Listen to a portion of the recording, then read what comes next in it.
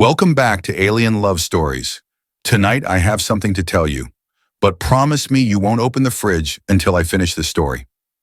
Have you ever met someone so beautiful, so odd, and so completely out of place that your brain immediately told you, nope, she's either an intergalactic fugitive or I'm about to fall in love with her? Well, I did, and she was both. But before we get to the whiskey that punched a hole in the space-time continuum behind my frozen chicken nuggets, I should probably start with how I met her. It was a Tuesday, the kind of Tuesday that feels like a glitch in the week, where nothing quite makes sense, and even the pigeons look like they're judging your life choices. I was sitting at my favorite hole-in-the-wall bar, sipping something that claimed to be whiskey, but tasted like melted regret and cinnamon-flavored cough syrup. The bartender was new. Gorgeous in that my passport was forged in another dimension kind of way. She had silver hair tied in a loose braid, eyes that flickered between jade green and soft ultraviolet. Yes, ultraviolet, as in your retinas aren't ready, and tattoos that seemed to move on her arms when you weren't looking directly at them. Her name? Yari. At least that's what she told me. She slid a glass toward me without asking what I wanted. "Try this," she said, her voice smooth like liquid night. "It's called Stellar Gold. Limited batch. Only one planet makes it." I raised an eyebrow. "Which one?" She smiled faintly. "Mine." I laughed, mostly to be polite. She didn't, and that was the first red flag. I took a sip, then another. It tasted like honey, memories, and the last time someone held your hand like they meant it. It buzzed gently behind my eyes, like someone had turned up the brightness on my childhood. "I don't want to be dramatic," I said, "but I think I just saw my fifth-grade math teacher dancing on Saturn."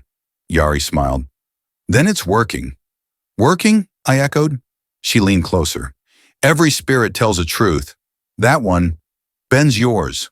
I blinked. "Is that legal?"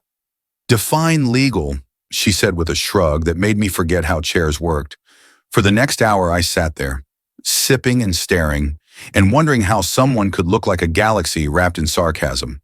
She moved behind the bar like she was conducting gravity, measuring, shaking, pouring with strange tools I didn't recognize. One of her cocktail shakers had a dial. Another whispered back at her in a language I definitely didn't speak. "First time mixing on Earth?" I asked, trying to sound casual. Yari paused, her expression unreadable. "Second, the first time I accidentally gave someone a drink that let them hear the thoughts of houseplants." "Oh, wow," I said. "What do ferns think about?" She smirked. "Mostly jazz music and mild disappointment." I didn't even question it.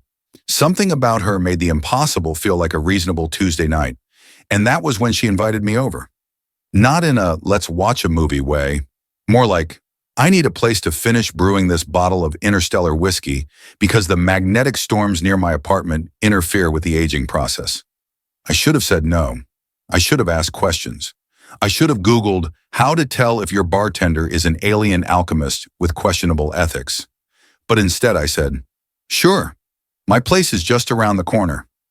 I have a fridge and Netflix." She nodded. "Perfect. Do you have 2 lemons and a quartz crystal?" I blinked. "Number, but there's a gas station that sells questionable fruit." She smiled. And that was the beginning. Now listen, I have to be very clear about something.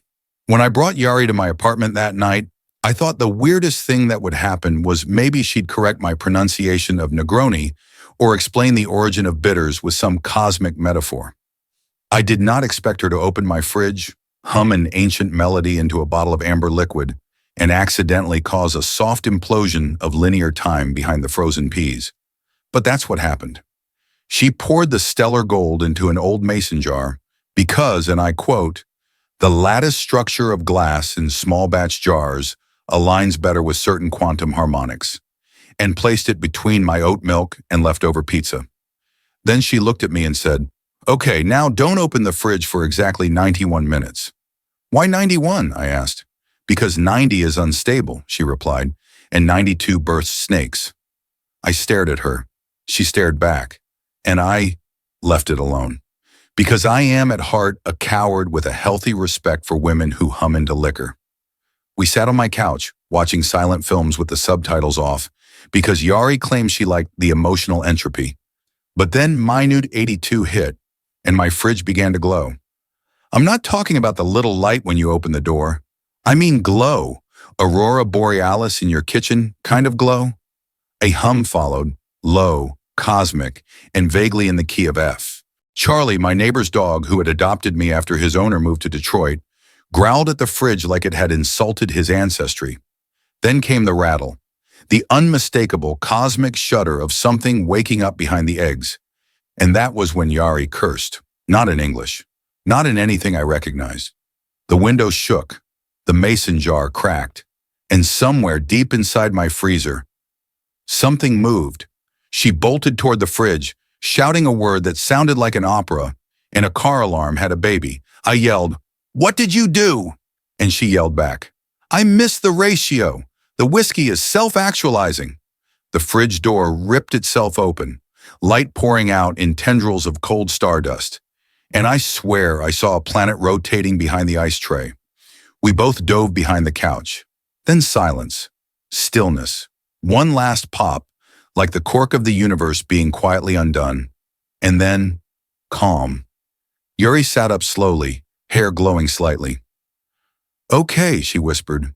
"I may have accidentally opened a black hole." "In my fridge?" I croaked. "In the corner," she corrected, "behind the ranch dressing." "So what happens when your fridge becomes a portal to a collapsing star?" "You cancel your grocery delivery and maybe fall in love with the wrong bartender." The first thing I did after discovering a miniature black hole in my fridge was very rational and mature. I screamed. Then I tried to slam the door shut, but it was stuck halfway open, suspended in an eerie glow that smelled faintly like lemon zest and regret. Time itself seemed to waver. My frozen pizza blinked in and out of existence. The broccoli from 2 weeks ago gained sentience, whispered, "Don't you dare." Yari stood there, utterly calm, as if she hadn't just turned my Amana fridge into a swirling abyss of gravitational chaos.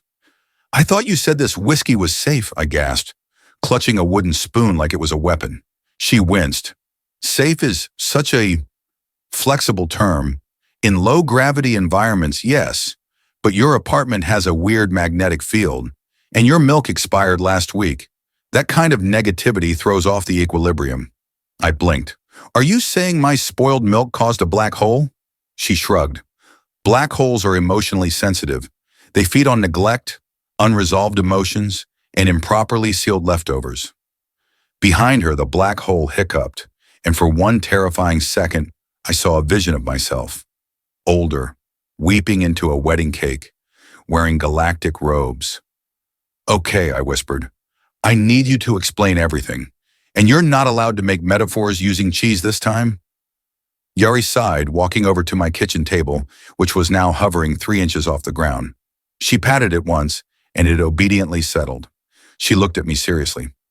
"You know how certain drinks can loosen the tongue? Bring out truths?" I nodded. "Well, Stellar Gold isn't like that. It doesn't make you say the truth. It shows you the truth. Not just your truth, but every possible truth. Every version of you across time, across dimensions, across dreams and decisions." She pointed toward the fridge. "That whiskey was aged in a barrel grown from a collapsed star. It's alive. And when you put it in a container filled with stagnant human emotion, like your freezer, it starts looking for exits." I blinked. "Are you saying it opened a black hole to escape my apartment's emotional energy?" She gave me a sympathetic nod. "Honestly, I would too." Charlie trotted into the room then, still in his bathrobe, yes, he wears one, and stared directly into the swirling cosmic void. "There's a man crying inside a yogurt container in there." I turned to Yari, panic rising. "Can we shut it?" She hesitated. "Yes, but only if we stabilize the space-time curvature first." "With what?" Her eyes twinkled. "With a drink." I groaned. "Of course." We cleared the counter. Yari pulled out bottles I hadn't seen before, ones with labels written in script that rearranged itself if you stared too long. One looked like it was filled with liquid copper. Another had tiny moons orbiting inside. Charlie supervised from the toaster. Yari set down a glass and began explaining. To close the rift, we need to recreate the emotional frequency that triggered the breach, but in reverse. We need to make a drink with a counter vibration, something that brings joy where there was longing, closure where there was confusion. She handed me a small silver spoon. You'll stir. I gawked. Why me? Because the black hole came from you. Your fridge, your kitchen, your unresolved feelings. I froze. You think this is about me? She nodded gently. Everything is. We worked in silence for a moment. She poured, I stirred. The kitchen felt strange, not just because reality was warped, but because there was something intimate in what we were doing, like painting memories together. Yari, I asked quietly, why did you come to Earth? She didn't answer right away. Then, I was supposed to retrieve an ancient recipe locked in your planet's geological core. But then I found Jinn, and I stayed. I stared. You stayed? For Jinn? She smirked. And for you. The spoon slipped from my fingers. The glass pulsed, and behind us, the black hole rippled, like it heard her. I turned to her, stunned. You knew me before? She met my gaze, voice soft. In a different version of time, yes. You were someone I forgot. Until now. The words sank into me like warm caramel, sweet, heavy, and just a little bit dangerous. Then, without warning, the fridge began to groan. A can of seltzer burst into flames, and a hand, shimmering, translucent, and definitely not human, reached out from behind my frozen peas. Yari grabbed the glass. We're out of time. She dashed forward and hurled the cocktail into the black hole like it was a sacred offering. The liquid arced through the air in slow motion, glowing with colors I don't have names for. The moment it touched the swirling core, the hand vanished. The light dimmed. The sound stopped. And the fridge door closed itself. I sat down. Charlie passed out in his robe. Yari leaned against the counter, panting slightly. It worked, she whispered. I nodded slowly, looking around at my destroyed kitchen. And then, very carefully, I asked, do you want to explain why there's still a moon orbiting the butter tray? So let me ask you something.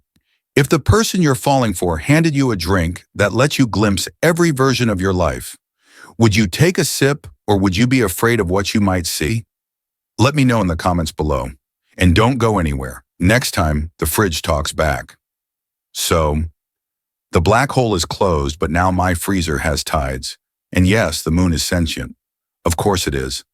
The next morning, I woke up to the smell of burnt toast and low, guttural chanting from the direction of my refrigerator. Charlie was sitting in front of it, paws crossed, eyes glowing faintly green. Il s'appelle Lune. He calls himself Moon. I rubbed my eyes. You're talking about the moon inside the fridge. Charlie nodded solemnly. Et-il me dit? Sure enough, when I opened the freezer door cautiously, I saw it. A small celestial body, roughly the size of a melon, spinning slowly between the ice cube tray and a box of fish sticks. It had craters, faint silver light, and the calm, wise energy of something that had seen 1,000 suns die and still preferred to hover near frozen peas. And it was humming. Low, peaceful, like an ancient lullaby. Yari stepped into the kitchen wearing one of my flannel shirts and no explanation. Don't touch it, she said, stretching lazily. It's dreaming. I slammed the freezer shut. Nope, I am not housing a sentient moon in my freezer. She yawned. Too late. He likes your energy. Says it's snack adjacent. I pointed an accusatory finger. You brought whiskey that opened a black hole, almost collapsed the laws of physics, and now we have an orbital body in our appliance. She shrugged. You offered me oat milk. That's consent in 7 galaxies. Charlie, sipping tea from a mug labeled Je suis fatigué de l'humanité, chimed in. The moon says he's bored. Yari nodded. We'll need to find him a purpose soon, or he might start affecting local gravity. I blinked. Define local. She pointed to the sugar jar, which was currently orbiting the blender. I sat down. Okay, we need rules, I declared. No more extra-dimensional beings in the freezer. No more drinks that manipulate time. And definitely no more celestial roommates unless they pay rent. Charlie barked. And he wants a name. I rolled my eyes. Fine, how about Freezy McCorbett Face? The moon pulsed red briefly. Yari winced. He didn't like that. I sighed. Then we'll call him Luna. Charlie wagged his tail. He'll accept. Yari grinned. He also wants a straw hat. Of course he does. The next few days were weirdly normal. Sort of. The moon, Luna, stayed relatively quiet, occasionally shifting positions to avoid the frozen meatballs. He played soft music when bored and once whispered coordinates in my sleep that led to a bus stop in Tulsa. We didn't follow up. Yari resumed her mixology experiments. She converted my spice rack into a microbar filled with bottles that vibrated when emotionally disturbed. One night I found her sitting on the floor, stirring something glowing blue. What's that one? I asked. Gravité douce, she murmured. A drink for people who've fallen for someone they shouldn't. I hesitated. And who usually drinks it? She met my eyes gently. People like me.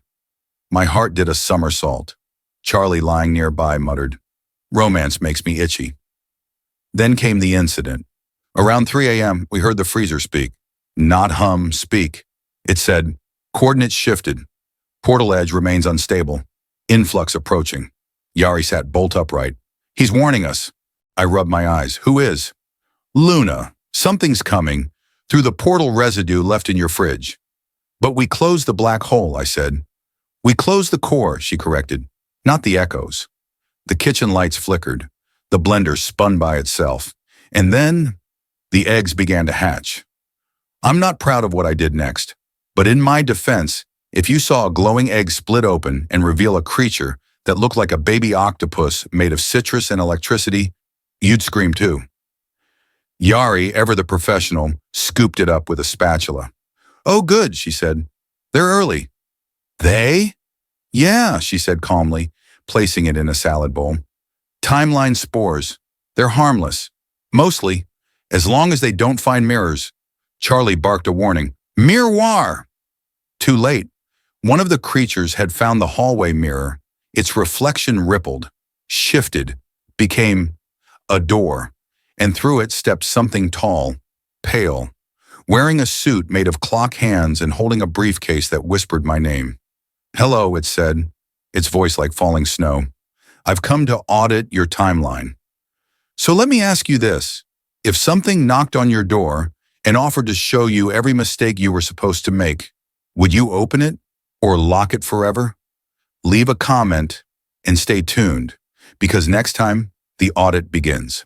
So the fridge hatched a baby octopus made of citrus and lightning, and now I'm being audited by a cosmic bureaucrat with a briefcase. Standard Wednesday, really. The figure in the hallway was about 7 feet tall, thin like a shadow stretched too far, and covered in slow-ticking clock hands that moved independently. His briefcase whispered, literally whispered, my name in 3 different pitches. Who are you? I asked, clutching a whisk like it could save my life. He adjusted his tie, which turned into a calendar, and then back again. I am Kalen 17, Certified Continuum Compliance Agent from the Department of Causality Integrity. You've triggered a Class 5 temporal breach via unauthorized emotional mixology in a non-neutral space. Yari blinked. Wait, I registered the whiskey under the Experimental Beverage Amnesty Act. Kalen 17 opened his briefcase. A tiny vortex blinked inside. Yes, but your bartender license was revoked on Jupiter after that incident with the memory mojito. Yari winced. Oh, right, that. I raised my hand. Quick question. Do you do house calls often, or am I a special case? Kalen looked at me with eyes that resembled infinity. You're the nexus. You've bent at least 3 versions of yourself into convergence. You kissed an outcome that doesn't exist yet. Charlie stood beside me, his fur bristling. Et tu ne prends même pas rendezvous? Yari pulled me behind the kitchen island. We have to hide the spores. Which ones? I hissed.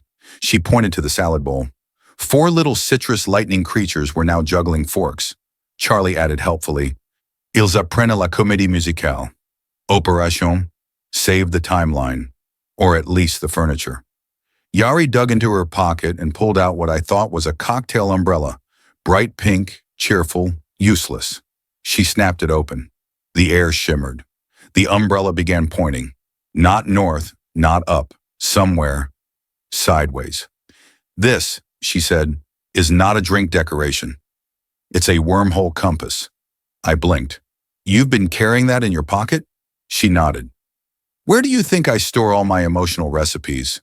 I didn't ask. The compass pointed toward the bathroom. Oh no, she muttered. They've already found the shampoo dimension. Charlie barked. Pas le placard des boules mentales. We raced into the bathroom just as the mirror dissolved into swirling neon soap. One of the baby spores was climbing through it, giggling like a citrus-scented gremlin. I reached out instinctively, but Yari grabbed my hand. Don't touch the portal unless you want to come back as your grandfather. Kaylin's voice echoed from behind us. Unauthorized portal access will result in causality penalties. Yari rolled her eyes. You sound like my ex. You dated an auditor? I asked. 2, she said grimly. Simultaneously, it got recursive. The chase begins. Suddenly the compass twitched. One of the spores had stolen it. It bounced out of the bathroom, squealing gleefully and leaving little scorch marks on the tile. Oh no, Yari whispered. It's going to triangulate a new rupture. I grabbed a colander, Charlie grabbed a baguette, and we chased. Down the hallway, through the living room, into the kitchen, past Luna the Moon, who sighed dramatically and muttered something about retirement. Kaylin floated after us, sipping existential tea from a cup that looked suspiciously like my soup mug. The spore zipped toward the fridge, bounced off the door, and vanished into the silverware drawer. We opened it. Nothing. But then, the air shimmered again, and the drawer extended farther than it should, like miles. Oh, great, Yari groaned. It built a drawer dimension. I stared. How deep is that? She sniffed. Smells like regret and time. Definitely 4th layer. Charlie handed me a flashlight. Bon courage. Inside the drawer, we climbed, crawled, slid. It was like a surreal IKEA nightmare. Fork forests, spoon caves, napkin avalanche. The spore darted between utensils, giggling. Yari handed me a vial. Throw this at it. What is it? A cocktail of forgiveness and gravitational glue. Is that even legal? Ask me after it works. I threw it. It shattered against the creature's back. It froze midair, then gently floated down and yawned. The compass fell from its tiny hands. We grabbed it. The drawer snapped shut around us, and we landed in my kitchen again, breathless, covered in forks and soft existential dread. Kaylin, 17, was waiting. He held up a citation. One final warning. Close the residual breach by midnight, or this apartment will be rerouted to the unused Destiny archives. Yari frowned. That place smells like abandoned weddings and sitcom pilots. He vanished. We collapsed onto the couch. The room was silent, except for Luna humming softly from the freezer and the spores curling into sleep in the salad bowl. I liked today, Yari said softly. I laughed. You're insane. She looked at me. You kissed a timeline that doesn't exist, and you followed a spore into a drawer dimension. I looked into her shifting, impossible eyes. Yeah, I think I liked today too. Charlie sighed, curled at our feet. Et demain sera encore plus étrange. And somehow I believed him. So if you discovered that the universe was held together by pastries, feelings, and the magnetic pull of someone you shouldn't fall for, would you still open the next drawer? Tell me in the comments. And don't blink. Next time we visit a cocktail bar that exists only when you're heartbroken. Have you ever realized you're falling for someone right after they told you their license to mix drinks was revoked in 3 galaxies? Yeah, that moment. That night, the apartment finally quieted down. Charlie was asleep on a pile of warm dish towels, one spore curled in his tail. Luna hummed a soft lullaby from the freezer, and the forks, mercifully, had stopped whispering about rebellion. I sat at the kitchen table, bruised ego, bruised elbows, heart strangely loud. Yari was standing by the window, silhouetted against a moon that wasn't ours. She didn't speak, so I did. You said I kissed a version of you that doesn't exist yet. She turned, her eyes usually laughing, teasing, twinkling like stardust-infused gin, were different, dimmer, honest. It's true, she said softly. Not in this timeline. Not yet. My throat tightened. So, you knew me before? She nodded. In a fracture, a deviation, one where I didn't leave, one where you didn't forget me. I swallowed hard. And you came here. Because of that? She came closer, her voice low, steady. I came here because your version of you, this one, was still hurting. Still unfinished. And I thought if I could just get close again, maybe the timeline would soften. Maybe you'd remember how we tasted. My chest ached in that slow, dangerous way. Is that why the whiskey reacted so strongly? Because I felt something I didn't know was there? Yuri looked down. Stellar gold only resonates with unresolved longing. There was a long silence. Then I said it, quiet and exposed. I think I'm starting to remember. She blinked. I keep seeing flashes, a kitchen with red tile, you in an apron, a song on repeat that neither of us liked. But we danced anyway. She smiled, blinking hard. And the cocktail, I continued, that drink you made me, the one I said tasted like home before I even knew why. Yari nodded. The Halcyon drop. It's a blend of sweetness, sorrow, and the memory of a love that never quite left. Was it real? I whispered. Was any of it real? She stepped closer. It was. You were. I reached out. Our fingers touched. And time, traitorous, tangled, lovely time, shivered. The living recipe. She took my hand, gently guiding me toward the counter. I need to show you something, she said. It's why I came back. She pulled out a small glass vial from inside her coat. Inside was a glowing, swirling fluid, crimson with tiny orbs of gold suspended inside. It pulsed like a heartbeat. This is a time cordial, she said, one of the rarest drinks in the multiverse. It doesn't just connect people across timelines. It binds their emotional resonance into a single thread. I stared. And you brought that for me? For us, she corrected. But if we drink it, what happens? Yari hesitated. You'll feel everything. All versions of us. All our memories, even the ones that haven't happened yet. The love, the loss, the regret, the goodbyes. You'll remember me even when you're reborn in a different century. I looked at the vial, then at her. I'm scared, man, I whispered. She smiled, soft and tragic. So was I. Flashback, or maybe a flash forward. Me in a future cafe. Yari behind the bar. We're laughing about something. A record is spinning. I lean in. She says, you always come back. Back in my kitchen, she uncorked the vial. Just one drop on the tongue, she said. But before we could taste it, the air fractured.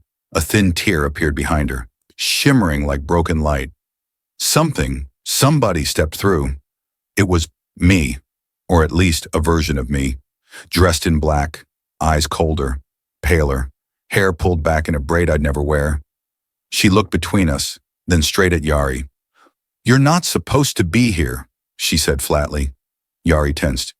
This isn't your line. I made sure she forgot, other me growled. And you're breaking the barrier. I stared. Wait, who are you? Other me tilted her head. I'm you, from the path where you never forgave her, the timeline where you closed your heart, where you let logic win. Why would I do that? I asked, horrified. She stepped forward. Because loving her destroys the stability of everything around you. Every time you let her in, time warps. Reality bends. You're a hazard to the fabric of causality. Charlie peeked into the room and said very helpfully, C'est un peu dramatique, non? Yari took my hand. She's not wrong, but she's not right either. Other me reached for the vial. Give it to me. I'll erase it. For both our sakes. My hand hovered over the vial. I don't know who to trust, I whispered. And Yari, her voice barely a breath, said, Then trust the version of you who's still soft enough to feel. I looked at Other me, then back at Yari, and I knew. I took the drop, placed it on my tongue. The room vanished, memory flooded in. running through rain on Saturn's moon, kissing her on a balcony made of floating quartz, holding her hand as a dying star sang our name, losing her, finding her again, the first time, the last time, all the times, and through it all, love, not perfect, not safe, but real. When I opened my eyes, other me was gone. Charlie was applauding with his tail, and Yari, she was crying quietly, smiling. I felt it, she whispered. You remember. I nodded, and then we kissed. Not to bend time, not to save the multiverse, but just because we wanted to. And somewhere deep inside the fridge, the moon hummed its approval. If you could feel every version of love you've ever had, or ever will have, in one heartbeat, would you take the drop, or let it fade away quietly? Tell me in the comments, and don't wander too far. Next time, one of the citrus creatures finds a guitar, and time begins to dance. So after drinking a drop of pan-dimensional memory syrup and kissing a bartender from a different star, I opened the freezer and found out the ice cubes were gossiping about me. Welcome back to Alien Love Stories. I didn't expect peace. Not in this apartment. Not with a sentient moon in the freezer and a bartender from the Andromeda Drift Zone using my mason jars to ferment liquid nostalgia. But for one glowing, post-kiss moment, I believed in the illusion. Yari was curled beside me on the couch, her head on my shoulder, fingers tracing slow constellations on my forearm. Charlie snored under the table, occasionally muttering French lullabies. Luna blinked softly behind the freezer door like a sleepy nightlight. And then came the chatter. Faint, crystalline, rapid fire. I sat up. Do you hear that? Yari didn't move. If it's the spoons, tell them the coup is canceled. No, I said. It's coming from the freezer. I walked over, opened the door carefully, and squinted into the frosted silence. At first, nothing. Just frozen peas, a leftover burrito, the usual moon orbiting a jar of pickles. And then, excuse me, human, do you mind? You're letting the existential draft in. I jumped. What the? A small, glowing, amphibian-like creature was sitting comfortably inside my ice cube tray, legs crossed, sipping what appeared to be a frozen espresso shot.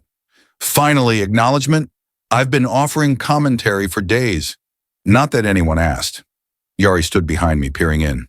Oh, you found El Tico. You knew about this? I asked, exasperated. She shrugged. He hitched a ride in the citrus spore incident. Loves cold climates and emotional drama. I'm not emotional, I snapped. El Tico smirked. Says the one who just wept into a cup of celestial tea while whispering, I knew your voice before I knew your name. I blushed. That was private.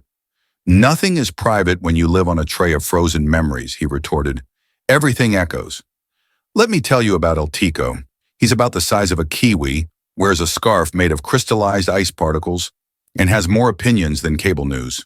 His hobbies include judging your past decisions, translating fridge hums into poetry, and rating kisses on an interstellar scale. He also claimed to have once dated a being made entirely of frost and regret. I didn't ask follow-up questions. So, I said, trying to focus, are you dangerous? He puffed out his tiny chest. I'm an emotional archivist. I curate freeze-locked memories, distill them into bite-sized commentary, and offer unsolicited life advice with a dash of sarcasm. I can't believe this is real, I muttered. Yari handed me a spoon. You want to scoop him out, or? El Tico raised one frosty finger. Touch me with a spoon, and I will melt your baby photos into interpretive jazz. Charlie peeked in. Il est intense, ce glaçon. The truth about ice and memory. That night, El Tico refused to sleep unless we listened to his monologue about the entropy of emotion and why heartbreak is like freezer burn. We sat in the kitchen, cocoa in hand, while this little frozen chaos machine paced across the counter. You humans forget too quickly. You bury feelings in frozen boxes, hoping they'll rot into peace. But emotions are like leftover soup. Leave them untouched too long, and they explode in microwave metaphors. Yari nodded thoughtfully. He's not wrong. He turned to me. You, for instance. Still haven't faced the memory of the song. I blinked. What song? His eyes gleamed. The one she left playing on loop the night you first lost her. I froze. Yari looked away. Eltico pressed a claw to my temple, and suddenly I was there. Flashback. My old apartment. A record spinning. Static. Her coat still on the back of the chair. Empty mug. The drink unfinished. I'd forgotten that song, but it came back now. A soft melody of unspoken apologies. The one I never turned off because I didn't want to face what it meant. Yari's voice echoed, "If I leave this, you'll remember me." And I had, but only in silence. Back in the kitchen, I wiped my eyes. Eltico nodded, satisfied. "Good. Emotional defrosting, complete. I recommend tea." Charlie handed me a tissue. "A peut-être un câlin." Yari reached for my hand again. "You don't have to remember everything," she whispered, "but you should remember why it hurt." I exhaled. "Because it mattered." She smiled. "Exactly." Later that night, Eltico settled back into the ice tray, wrapped in a microfiber cloth. As I closed the freezer, he called out, "Oh, and by the way, the timeline's rippling again. Might want to check the blender. Something's forming in it." With a saxophone, Yari groaned. "Not the jazz wormhole again." Charlie rolled over. "Je démissionne." If your freezer could talk, what memory would it whisper back to you?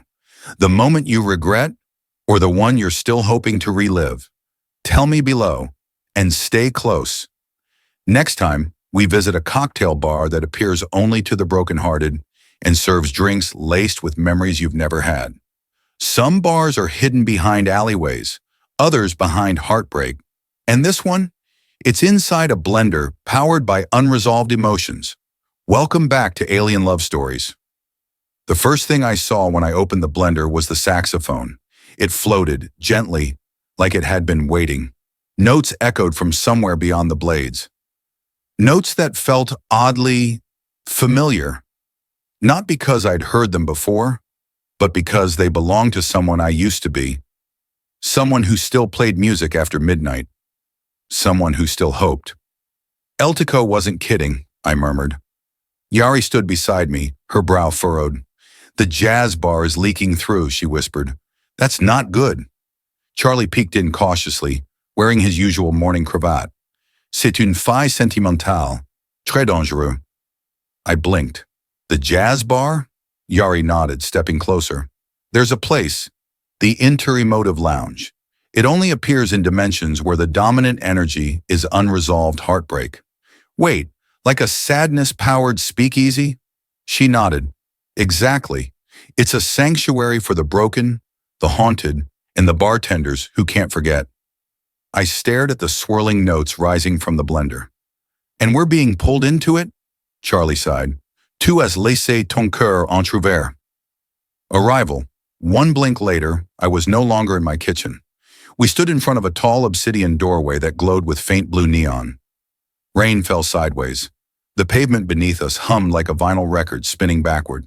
A sign above flickered. "The Inter-Emotive Lounge, entry by Ake only." The bouncer was a cube with a fedora and a voice like bourbon. "Password?" it asked. Yari stepped forward. "She lost me once, but I lost her more." The cube opened. Inside was a velvet-lit haze of colors I couldn't name. The air tasted like longing and burnt sugar. Music played, smooth and slow, a kind of cosmic jazz that wrapped around your chest like someone else's memory. Tables floated. Bartenders poured drinks into cups that didn't exist until you needed them. A woman made of smoke sat alone, swirling around her own sadness. Everything shimmered with beauty and bruises. Yari touched my arm. "You can't go in like that." "Like what?" "Human." She pulled out a small silver dropper. "Here, just one sip." I hesitated. "What's it do?" "Temporarily mask your origin. Think of it like emotional camouflage." I took the sip. Everything went soft. I became someone else. Tall, elegant, skin like iridescent pearl.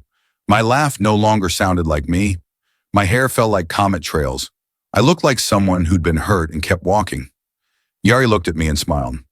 "Perfect." We stepped inside. The bar, The bartender was a floating orb with 8 hands and 0 patience. "What's your pain?" it asked. Yari leaned forward. "2 timelines crossed. 1 kiss too early." The orb nodded. "Ah, the before regret. Neat or shattered?" "Shattered." It slid her a glass that cracked gently as it landed. Then it turned to me. "And you?" I opened my mouth and couldn't speak, because suddenly I felt everything. The first heartbreak, the time I left without saying goodbye, the song on repeat, the taste of her first drink, the ache in my chest when I thought she was gone for good. "I don't know what to order," I whispered. The orb nodded. "Then let the bar choose." A drink appeared, purple, quiet, trembling. I took a sip and was somewhere else. Memory room. I stood in a different version of the bar, alone, except not quite. Yari sat 2 stools away, sipping a glowing drink, not looking at me. She didn't know me. Not yet. I tried to speak. Couldn't. This was a memory, or a prophecy, or both. She turned, looked into me and said, "Do you believe in love before it begins?" I woke with a start, back in the lounge. Yari beside me watching. "You saw it," she said. I nodded. "We've done this before." "Many times," she whispered. "But this is the first time you remembered while still inside it." I reached for her hand. "How many times have I lost you?" "Enough to break me," she said, "but never enough to stop coming back." We held each other. Time paused. Even the jazz slowed. Before we left, Eltico reappeared in the bar, wearing a vest and holding a tray of drinks. He grinned. "You two are exhausting." Charlie danced with a being made of glass and sadness, and Luna sent us a message through the freezer. "The timeline's warping. Come back soon. Bring marshmallows." We left the bar as quietly as we entered, the doorway closing behind us with a sigh. Back in the kitchen, the blender was calm, the music gone, but I felt different, not healed, but stitched together, with gold. So tell me, if you could visit a place built from every heartbreak you've ever had, would you go? Would you sit at the bar and face yourself? Or walk away forever? Let me know in the comments, and don't drift too far, because next time, we'll face the truth about a love that may have never existed at all. They say love is messy, but they never say what to do when you fall for someone who technically doesn't exist in your timeline anymore, and may be extradited by morning. The knock on the door didn't come with thunder. It came with silence, and that was somehow worse. Yari froze. Charlie raised his head from his marshmallow pillow. "Ils sont là." Outside, 3 beings stood, tall, robed, faceless. Their presence didn't disturb the air. It emptied it. A 4th figure stepped forward, slender, luminous, clad in woven starlight. She wasn't beautiful in the way humans describe beauty. She was inevitable. "Yari of House Nuvarex," she said, "you have violated 8 codes of transtemporal conduct. You are to return immediately for review and de-entanglement." I blinked. "What does de-entanglement mean?" Yari didn't look at me.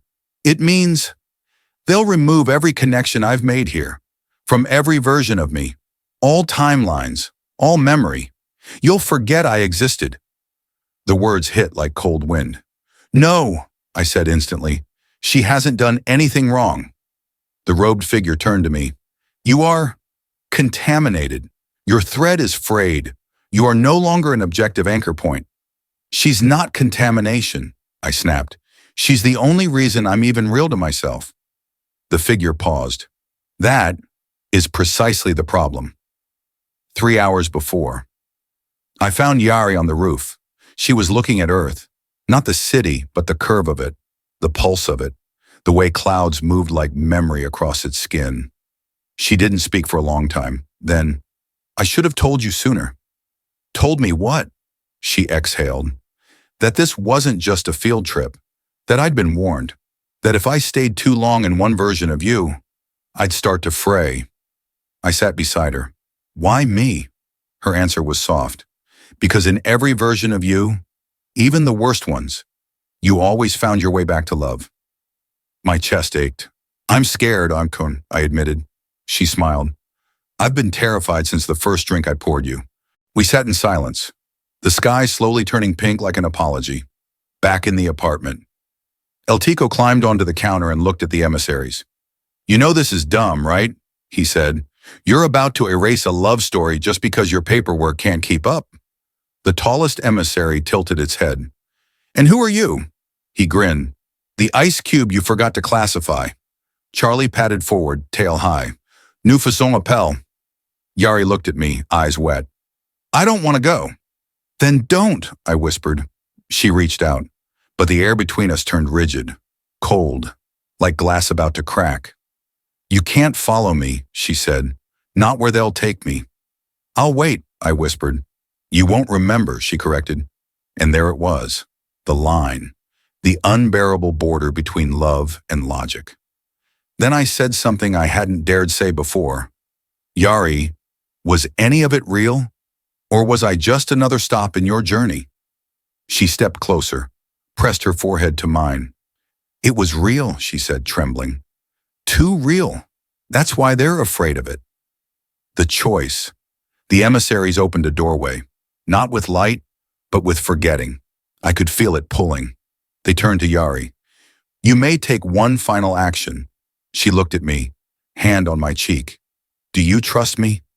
"With everything," I said. She kissed me, software, trembling, and then slipped a silver seed into my hand. "Plant this," she whispered, "someday, when the fridge sings again." Then she walked into the fold of nothing and was gone. The emissaries vanished too. The apartment went still. The moon in the freezer dimmed. Charlie let out a quiet sigh. El Tico, for once, said nothing. 1 week later. I kept waiting for the pain to settle.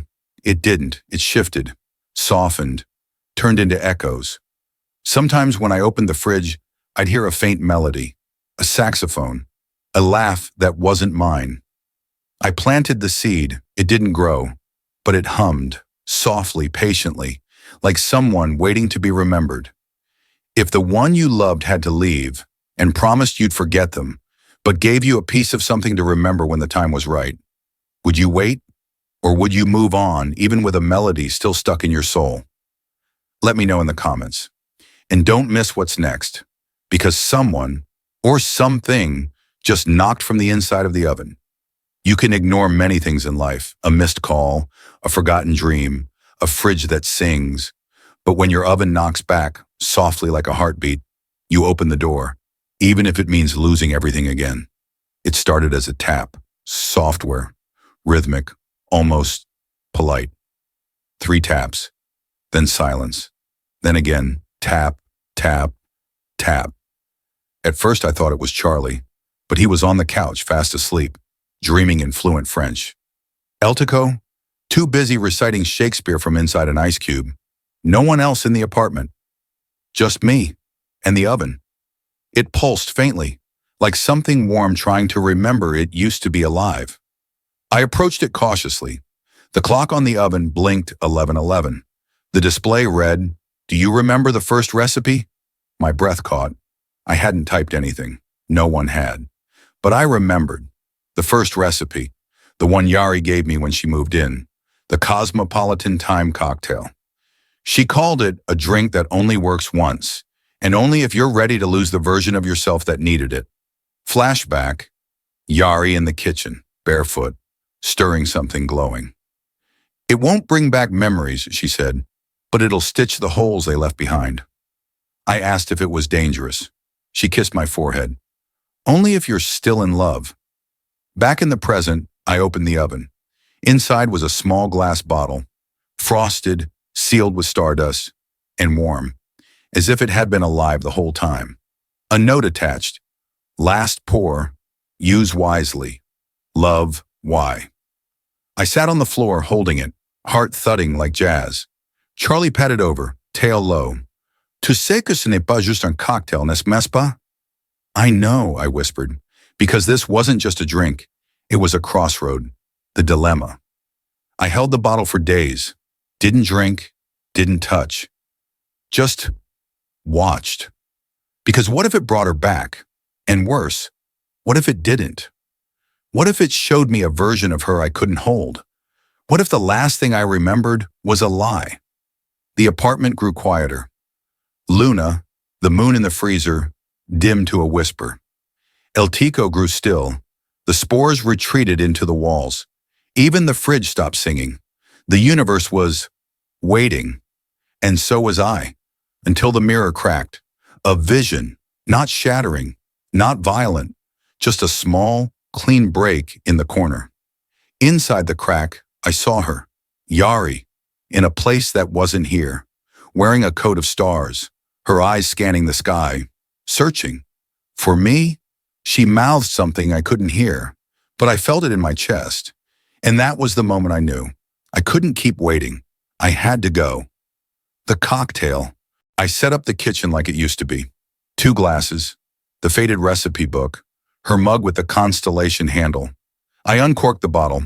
A scent like memory and the color violet filled the air. I poured it into a glass. It shimmered once, then settled. I raised it and said the line she always whispered before we drank something risky. To the version of us that never gave up. I drank, and the world blinked. Not a hallucination, not a dream. A step, a shift. The kitchen dissolved into music, into light. I was back at that bar, the inter-emotive lounge, empty, except for her. Yari, sitting at the bar, head down, fingers tracing the rim of a glass. I walked toward her, legs trembling. She didn't look up, but she said, "You remembered the recipe." I choked out, "You left it in my oven." She smiled, still not looking at me. "Because I knew you'd hesitate, and only the version of you that's ready would ever drink it." I touched her hand. It was warm. She looked up, and time stopped. The truth. She was real. But not this timeline's Yari. She explained gently, "I'm a backup memory thread, a safe house, a fragment of the version you loved, embedded in the cocktail. If you found me, it means the real me is still reachable." I swallowed. "Where is she?" Yari looked toward the shimmer at the far end of the bar. "She's locked, outside time, but you've aligned enough fragments. There's a way." "How?" Her eyes were infinite. "You have to let go of your current self, entirely. Rewrite your thread. Walk into the cocktail, not just drink it." I hesitated. "I won't be the same." She shook her head. You'll be the version of you who never forgot me." Tears welled. She stepped back, held out her hand.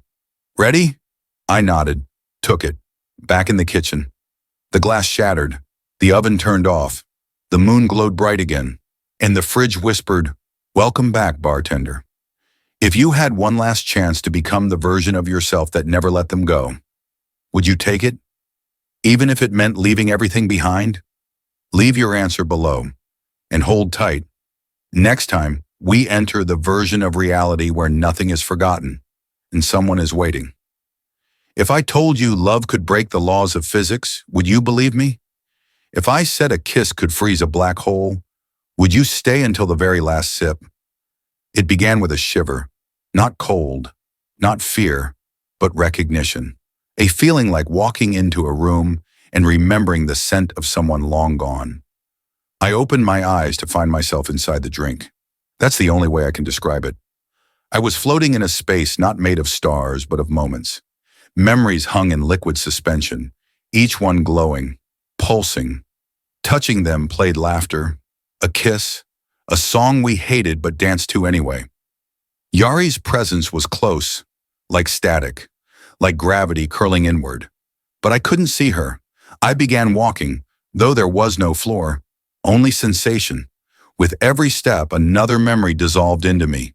Her first laugh, my first hesitation, the way her hand shook when she made me the halcyon drop. How we broke, quietly, like the way dawn steals stars. And then I found her.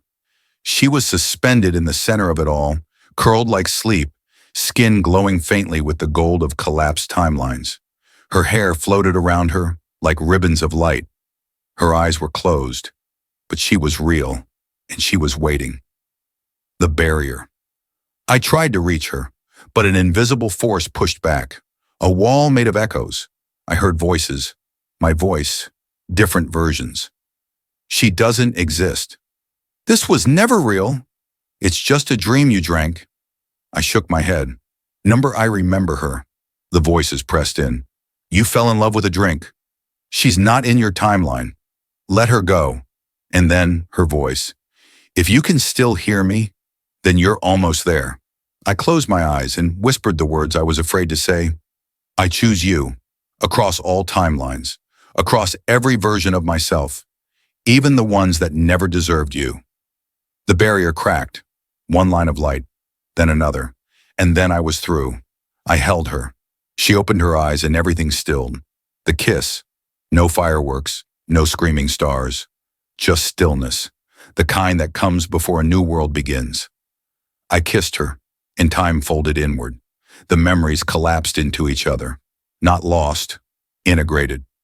I saw our entire story, every version, us on a beach on a planet made of crystal, us fighting in the middle of a cosmic war, us in silence, us in joy, us always finding each other and losing each other again. Until now, outside. In my apartment, the black hole reopened, silent, yawning, expectant. Luna rose in the freezer, brighter than ever. The oven pulsed. The walls breathed. Charlie stood in the doorway, tears in his eyes. Ella reviem, El Tico whispered. Finally. And then we stepped through, hand in hand, whole, together. And the black hole froze, not destroyed, just quieted, like a beast no longer hungry. Because the ache that created it, my longing, her absence, the fracture between what was and what might have been, had found resolution. The return. We stood in the kitchen, same tiles, same fridge, same scent of cinnamon and starlight. Yari looked at me, eyes shimmering. You rewrote yourself to find me. I nodded. I didn't want to be someone who forgot. She smiled. Then I'll stay, in this version, as long as it holds. I reached for her face. We'll make it hold. 1 week later. The apartment is different now. The moon sings again. The blender is off limits. Charlie's writing a memoir. Eltico started a podcast from inside the ice tray called Frozen Opinions. And Yari, she's here, still bartending, still smirking when I forget where we put the universe-stabilizing bitters. We laugh more, not because we're not scared, but because we are. And laughter is the only sound that holds time still long enough to kiss. If you ever get the chance to kiss someone across the span of 1,000 timelines, don't hesitate. Don't ask if it's real. Just kiss them. And maybe, just maybe, you'll freeze the chaos too. Let me know below and join me next time when I wake up glowing and Yari says it's because I accidentally drank truth serum meant for stars. Most people wake up to birds, maybe a weird dream. I woke up glowing, not metaphorically, literally, and that's when Yari told me I might have swallowed a drink that was never meant for humans or hearts. It started with a soft hum. I thought it was the fridge again, or maybe Luna practicing his cosmic ballads in the freezer. But then I looked at my hands. They were glowing, a soft, steady light, golden, gentle, like the last hour of sunlight before a great goodbye. I sat up fast, too fast, and the glow intensified. Charlie bolted upright. Mon Dieu, tu deviens un lampadaire émotionnel. I staggered into the kitchen, heart pounding. Yari was making coffee, or possibly decoding starfields into espresso. She looked up, blinked, and grinned. Well, that didn't take long. I blinked at her. Didn't take long for what? She leaned on the counter. You're glowing. I know I'm glowing. She sipped her drink, utterly calm. Because you drank the vérité étoilée. I froze. The what now? The truth, distilled Yari, set down her cup. It's a truth serum, but not like the ones in spy movies. This one was meant for stars, literal stars. It helps them decide when to collapse into themselves, or become something more. I blinked rapidly. Why was that anywhere near a human tongue? She hesitated. It might have been mislabeled, or accidentally infused into the cocktail you drank before pulling me out of timeline lock. I collapsed onto the chair. So now what? I become a philosophical flashlight, Yari chuckled. Not quite. You're just emotionally translucent for a bit. Everything you feel, everything you know, you'll start to emit it. I stared at her. I'm going to emit truths? Yes. Like secrets? Yes. All of them. She nodded. Especially the ones you hide from yourself. Charlie stared. Ça va être intense. The emissions begin that morning. I glowed softly when I thought of Yari. But then, I burned brighter when I missed her. Even if she was in the next room. I flickered blue when I remembered my old fear of not being enough. I pulsed violet when I doubted whether she'd still be here tomorrow. Yari watched quietly. Your aura, she said gently, is a love letter. Written in real time, I groaned, glowing orange with embarrassment. This is the worst superpower ever. She shook her head. Number. This is the most honest you've ever been. The confession. That night, as we sat on the balcony, watching Luna rise behind the rooftops, Yari turned to me. Do you want to know what you look like when you think I'm going to leave? I shook my head. No, she told me anyway. Like dusk, beautiful, but trying to disappear before anyone notices. My chest hurt. I looked at her. Are you going to leave again? She looked at the stars. I don't know, she said. The timeline is stable now, but stability doesn't mean safety. I asked, if you had to go, would you take me this time? She looked at me and didn't glow, but she nodded. Of course, you're already half starlight. Midnight. The glow in me shifted. It wasn't just emotion anymore. It was memory. Memory of all the versions of us. Memory of the first halcyon drop. Memory of her laughing in a storm that only rained upwards. And as I remembered, my skin shimmered like constellations forming. Yari rested her head on my shoulder. You're becoming something more than you were, I whispered. Will you still love me if I glow forever? She smiled. I fell for you because you were afraid of light, but reached for it anyway. And then the fridge clicked. A hum, a voice. Not Luna, not Eltico, not even Charlie. A new voice. Software feminine, but not human. He's ready now. We both stood.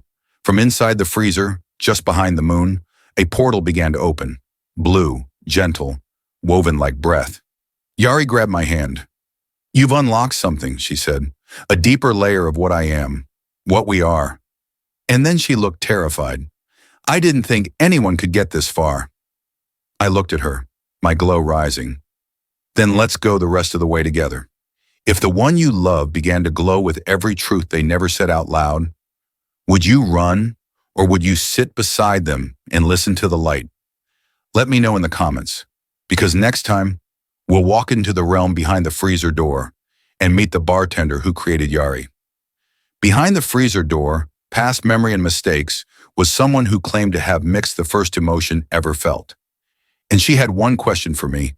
Do you want the real version of her? Or the one you loved? The light behind the freezer wasn't blinding. It was quiet, like the glow behind closed eyelids when someone brushes your hair and doesn't say goodbye. Yari and I stood hand in hand as the hum grew deeper, almost like breathing. Then it opened. Not with a flash, but with a sigh.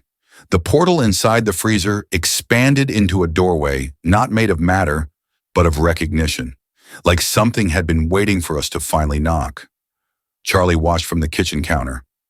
Vous n'êtes plus dans un appartement. Vous êtes dans un poème. El Tico, clutching a tiny bag of mini marshmallows, whispered, This is the part where everything starts to mean something it didn't before. Through the portal, we stepped into a place that wasn't a place. No walls, no stars, just texture. The feeling of time folding gently. And in the center, a bar. Long, eternal. Floating in midair. Behind it stood a woman. Tall, timeless. Her eyes the color of distant galaxies. Her apron shimmered with a recipe stitched in constellations. She looked at Yari, then at me, and smiled. Welcome home, she said. Her name was Venari. The first mixologist, Yari whispered. The one who invented emotional resonance cocktails. The one I was modeled after. I blinked. Modeled? Venari smiled gently. Yari is a fragment, a construct born from the spark between stars who loved too hard and exploded too early. I staggered. She's not real? Vinari shook her head. Oh, she's more real than most, because she was chosen by memory, shaped by your longing. I looked at Yari. She looked down.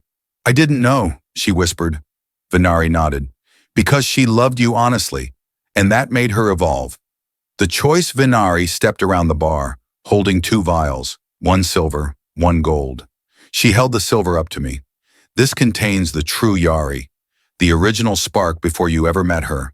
Pure, complete, but she won't remember you, and she may not love you.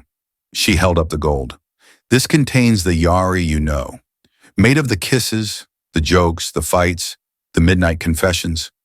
But she's tied to your memory. If you fade, she fades. My heart shattered in slow motion. So, Vinari said, do you want the real person or the real love? I looked at Yari. She stepped forward. This shouldn't be your choice alone. Vinari smiled sadly. It never was, but he's the one who made you possible. We sat at the bar. She poured us a drink. No name, just silence. We sipped it together. It tasted like everything we never said. Then Yari looked at me. I don't want to be just a memory, she said, but I don't want to stop being this either. I held her hand. You're not just a memory. You're my favorite one. She laughed. That's cheesy. I grinned. That's love. Vinari waited. The decision. I stepped forward, looked at both vials, then took neither. I turned to Yari and kissed her and said, let's not choose. Let's become. Vinari blinked and smiled wider than the cosmos. Ah, the third answer. Very few find it. She lifted her hands and everything collapsed. Back in the apartment. We woke on the floor, Luna spinning slowly, Charlie curled on my chest, Eltico asleep in a spoon, Yari beside me, still glowing, still real. No vials, no portal, just us. I whispered, are you still you? She grinned. I'm more me than I've ever been. We kissed again, and this time, it didn't bend time. It healed it. 1 month later, the apartment is quieter now. No black holes, no portals, just the occasional fridge hum that sounds like jazz. Charlie has taken up painting. El Tico teaches philosophy to marshmallows. And us? We bartend. Every Friday we open a portal bar in the hallway, just for people who've lost someone they loved in a dream. We serve 1 drink per guest, no repeats. Each glass glows faintly with something they forgot they needed. Sometimes people leave crying, sometimes smiling, sometimes both, but they always remember, because love, real love, is a cocktail you only drink once and never fully recover from. If you had 1 chance to preserve the love you felt, not the person, not the memory, but the feeling itself, would you keep it bottled forever? Or sip it, knowing it might disappear? Tell me in the comments, and join me next time when I accidentally stumble into a support group for people who fell in love with their alien clones.